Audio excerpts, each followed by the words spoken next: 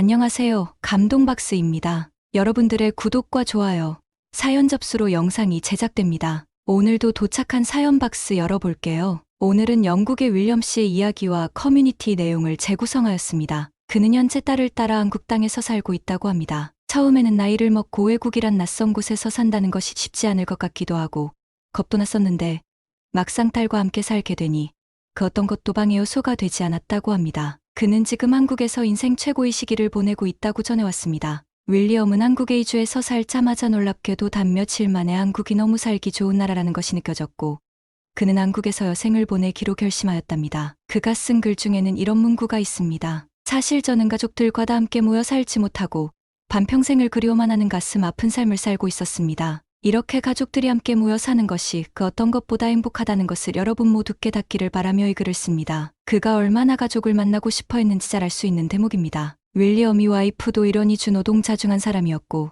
그녀는 아닌 이주노동자였습니다. 윌리엄은 이웃집에서 가사도움 미로 일하고 있던 그녀를 만나 첫눈에 반했다고 합니다. 윌리엄이 적극적인 구애로 둘은 서로에게 빠져 결혼까지 하게 되었습니다. 그리고 사랑이 결실로 아주 예쁜 딸을 낳았죠. 윌리엄이 딸은 엄마를 더 닮아 동양인 느낌이 많이 나는 외모였지만 쌍꺼풀 짙은 눈과 오똑한 코만큼은 윌리엄을 쏙 빼닮았다고 합니다. 와이프가 영국으로 온 덕분에 그는 평생이 인연을 만날 수 있었지만 좋은 점만 있는 건 아니었습니다. 이주노동자들이 늘어나면 서범죄율도 덩달아 상승하기 시작했기 때문이죠. 그 당시 동남아 베이비시터를 고용했던 윌리엄 부부는 주변인들로부터 조심하라는 이야기를 들었지만 별로 귀담아 듣지 않았다고 합니다. 그 베이비시터는 2년이 넘게 성실히 일하고 있었는데다가 그의 와이프 또한 이주노동자 출신이었기 때문에 그런 편견은 옳지 않다고 생각했습니다. 더군다나 딸아이도 그 시터를 굉장히 따랐습니다. 그러나 곧 그들 부부는 순진하게 시터를 믿었던 자신들의 생각을 크게 후회했습니다. 어느 날 와이프와 함께 볼일을 보고 집으로 들어왔는데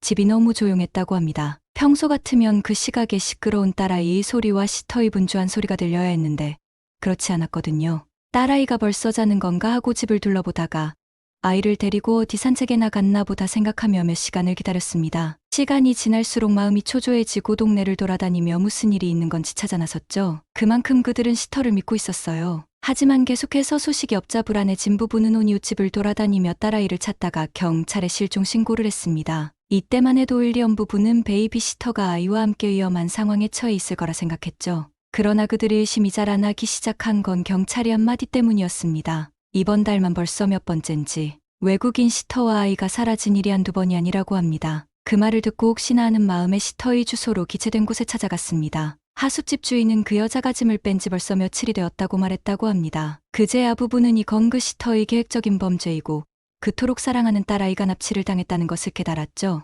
전국 곳곳에 현상 수배와 딸아이를 찾는 종이를 붙였지만 그 뒤로도 계속 감감무소식이었습니다. 그렇게 몇 년을 딸아이만 찾으며 시간을 흘러보냈습니다. 딸아이 생각 말고는 아무것도 생각할 수가 없다군요. 오로지 아이 찾기만에 빠져있던 부부가 피폐한 생활을 정리하기 시작한 것은 딸아이를 잃고 4년 후였다고 합니다. 그들이 첫째 딸아이를 잃고 4년 후 윌리엄 부부에게는 새로운 딸이 생겼습니다. 와이프가 임신한 상황에서도 윌리엄은 마음 편히 기뻐하지 못한 채 밖으로 첫째를 찾기 위해 계속 돌아다녔죠. 그러던 어느 날 아내가 쓰러지고 아이와 아내를 둘 다 잃을 뻔한 상황을 맞고서야 정신을 차렸다고 합니다. 그들 부부는 첫째 아이만큼이나 우리에게 찾아온 새 생명도 중요하다는 것을 알았고 그때부터는 둘째를 위해 정성을 다해 첫째 목까지 세심하게 키웠다고 합니다. 둘째 딸은 두 부부의 사랑을 듬뿍 받고 건강하게 자랐지만 한시도 첫째 딸을 잊을 수는 없었습니다. 늘 실종된 딸에 대한 제보가 들어오지는 않을까 기다리며 살았죠. 세월이 흘러 윌리엄 부부에게도 손녀와 손자가 생겼고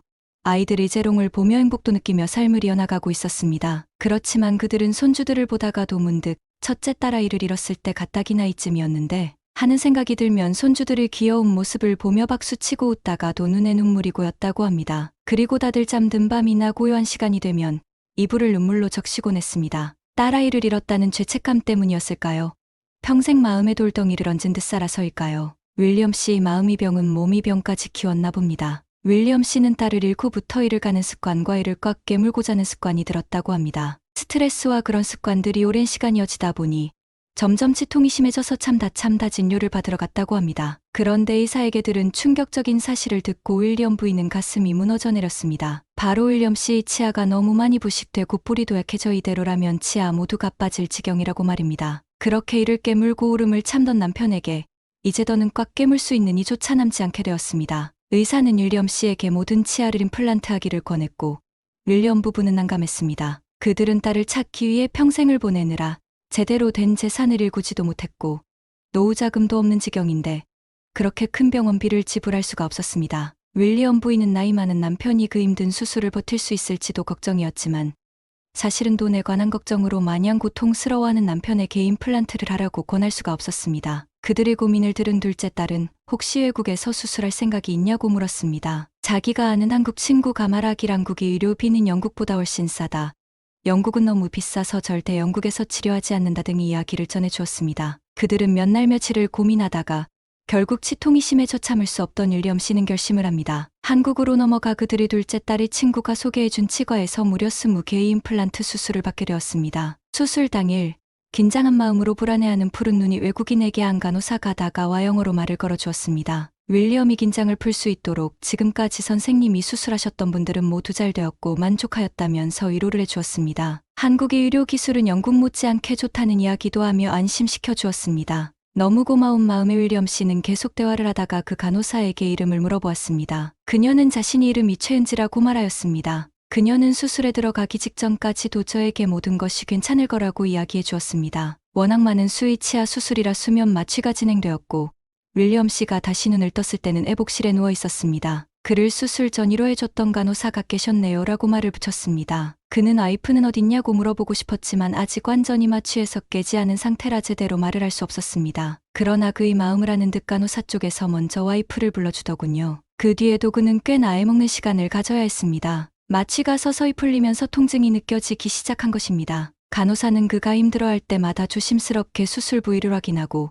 경과에 대해서 친절히 알려주었습니다. 누군가가 아픈 자신을 지켜봐주고 격려해준다는 것만으로도 큰 힘이 된다는 것을 그는 그때 또 한 번 실감했습니다. 시간이 흘러 그는 멀쩡히 웃고 떠들 수 있게 되었습니다. 회복이 되고 병원에서 나설 때까지 나를 돌봐주며 빙그레 웃고 있던 간호사 선생님은 이때만 해도 윌리엄 씨에게 친절하고 고마운 분에 불과했습니다. 그 생각이 바뀐 건 다음 경과를 보러 다시 치과를 들른 날이었습니다. 윌리엄 씨는 치과를 다녀온 날부터 꿈속에서 첫째 딸과 그 간호사 선생님이 얼굴이 겹쳐지며 나왔다고 했습니다. 그 꿈을 꾸고 윌리엄 씨는 자꾸 간호사 선생님이 자신이 큰딸을 닮은 것 같다는 생각을 하게 되었고 그러자 어느 날은 꿈속에서 그 간호사 선생님이 자신을 보고 아빠라고 부르기까지 했습니다. 병원을 다시 들른 날 윌리엄 씨는 자신이 상태를 체크하러 온 간호사 선생님을 평소와 다른 눈으로 보기 시작했습니다. 그녀의 귀 뒤에 점이 있는지 그녀의 손등에 흉터가 있는지를 계속 살피게 되었습니다. 그건 윌리엄 씨가 딸을 잃고 딸의 특징을 적어놓고 경찰에 알리고 전단지로 만들어 붙이면서 늘 기억하고 있던 딸의 특징이었습니다.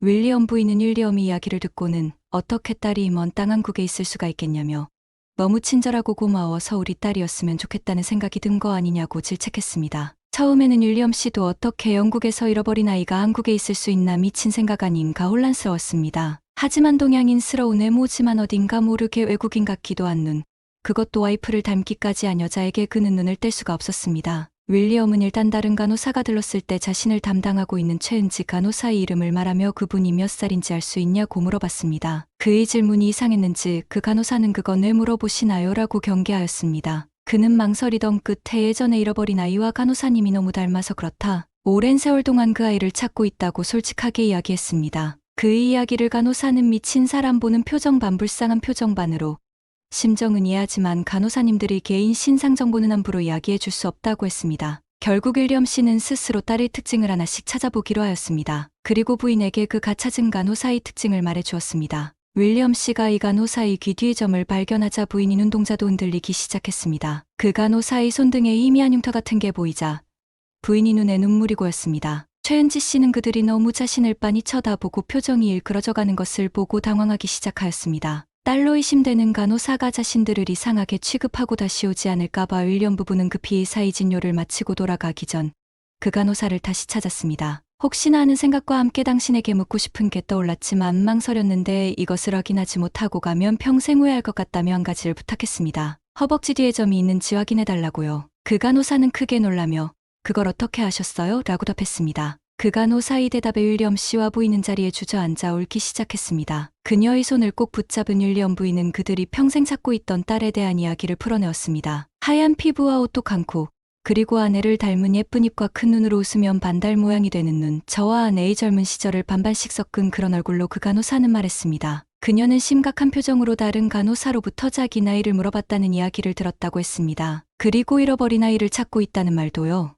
그녀는 벌벌 떠는 목소리로 자기는 아주 어린 시절에 안 좋은 일을 당한 것 같다고 말했습니다. 어린 시절 무슨 이유에서인지 부모님을 잃고 어딘지 알 수 없는 공간에 끌려다닌 기억이 있다고 전해주었습니다. 험악한 남자들을 만난 적도 있고 사는 곳도 몇 번 옮겨다니며 때로는 배를 타기도 했다고요. 그녀를 험하게 다루던 그 어른들은 좋은 부모님을 만나려면 자기 말을 잘 들어야 한다고 자주 이야기했었다고 합니다. 지금 생각해보면 아이를 뺏어와 자녀 없는 부부에게 돈을 받고 팔아넘기는 일을 하는 사람들 같았다고요. 그런 그녀는 어느 날 정말로 한 가정집으로 보내졌습니다. 그러나 그 집에서 새 부모님이라고 생각했던 그들은 그녀를 제대로 돌봐주지도 않았고 때리기 시작했다고 합니다. 그런 그녀는 도저히 배고프고 맞는 생활을 지속할 수 없어서 가출을 했다고 합니다. 그녀를 구해준 건 바로 한국의 한구하원이었습니다. 경찰을 찾아가면 여러 번 집으로 돌려보내지고 더 혼나는 일이 계속되었기에 그녀는 자신이 이름과 집과 부모님을 숨기고 구하원을 찾아갔다고 합니다. 너무 힘든 기억들에 그녀는 정말로 자신이 이름과 과거가 헷갈리기 시작하고